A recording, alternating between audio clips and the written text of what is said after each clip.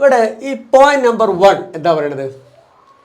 ഈ ട്രാൻസ്ഫോർമേഷന് ഈ T of B represent ചെയ്യുന്നു എന്നല്ലേ പറഞ്ഞത് അല്ലേ? ബേസിസ് വെക്ടേഴ്സിൻ്റെ ഇമേജസ് തന്നു കഴിഞ്ഞാൽ T of V one etcetera T of V N തന്നു കഴിഞ്ഞാൽ ആ ട്രാൻസ്ഫോർമേഷന് മൊത്തം നമുക്ക് മനസ്സിലാവും. കാരണം എന്താ, ബേസിസ് വെക്ടേഴ്സിൻ്റെ ഇമേജസ് തന്നു കഴിഞ്ഞാൽ ബേസിസിൽ വരാത്ത മറ്റ് വെക്ടേഴ്സിൻ്റെയും ഇമേജസ് കാണാം. നമ്മൾ കഴിഞ്ഞ വീഡിയോയിൽ കണ്ടാണ്. So this T of B represents this transformation. Nice, അതിലൊരു തർക്കമില്ലല്ലോ. യെസ്. പോയിന്റ് നമ്പർ 2 എന്താ പറഞ്ഞത്? ഈ T of V one etcetera T of V N എവിടുത്തെ ആ വെക്ടേഴ്സാണ്? ഡബ്ല്യൂയിലെ വെക്ടേഴ്സാണ് അല്ലേ? ടീൻ്റെ ഇമേജസ് അല്ലേ ഇതൊക്കെ? അപ്പം ഡബ്ല്യൂയിലെ വെക്ടേഴ്സാണ്. ഇനി പോയിന്റ് നമ്പർ 2 എന്താ പറഞ്ഞത്?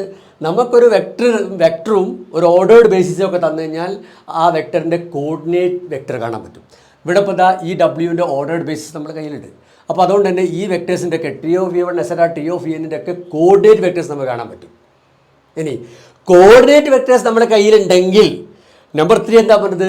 തിരിച്ച് നമുക്ക് ആ വെക്ടേഴ്സും കണ്ടുപിടിക്കാൻ പറ്റും. അപ്പോൾ ഞാൻ ഈ വെക്ടേഴ്സ് നിങ്ങൾക്ക് തരുന്നതിന് പകരം ഇതിൻ്റെ കോർഡിനേറ്റ് വെക്ടേഴ്സ് തന്നാൽ പോരെ? ആ കോർഡിനേറ്റ് വെക്ടേഴ്സുകളെ കയ്യിലുണ്ടെങ്കിൽ പോയിന്റ് നമ്പർ 3 ഉപയോഗിച്ചിട്ട് നിങ്ങൾക്ക് എന്ത് ചെയ്യാൻ പറ്റും? തിരിച്ച് ഈ വെക്ടേഴ്സ് നിങ്ങൾക്ക് തന്നെ കണ്ടുപിടിക്കാൻ പറ്റും.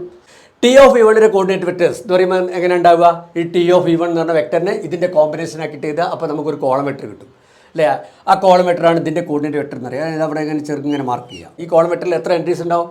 ടി ഓഫ് വി വണ്ണിന് ഇതിൻ്റെ കോമ്പിനേഷൻ ആക്കിയിട്ട് എഴുതുമ്പോൾ എം കോഎഫിഷ്യൻസ് ഉണ്ടാവും. ആ കോഎഫിഷ്യൻസിനെ നേരെ ഇങ്ങനെ ഏതെല്ലാം ചെയ്യുക? സോ ഇതിൻ്റെ അകത്ത് എം എൻട്രീസ് ഉണ്ടാവും. അങ്ങനെ എക്സെട്ര.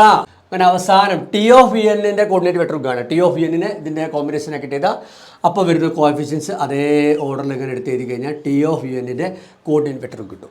അപ്പം this coordinate vectors represents this transformation. റെഡിയാണല്ലോ? നൈസ്.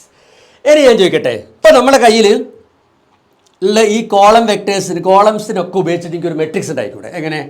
ഇതാ ഒരു മെട്രിക്സ് ഉണ്ട്. ഈ മെട്രിക്സിലെ ഫസ്റ്റ് കോളായിട്ട് ഈ ടി ഓഫ് വി വണ്ണിൻ്റെ കോർഡിനേറ്റ് ഇവിടെ വെക്കുക, ഫസ്റ്റ് കോളം. രണ്ടാമത്തെ കോളായിട്ടോ ടി ഓഫ് വി ടുവിൻ്റെ കോർഡിനേറ്റ് വെക്ടർ എടുക്കുക. അങ്ങനെ എക്സെട്ര ലാസ്റ്റത്തെ കോളായിട്ട് ടി ഓഫ് വി എന്നിൻ്റെ കോർഡിനേറ്റ് വെക്ടർ എടുക്കുക.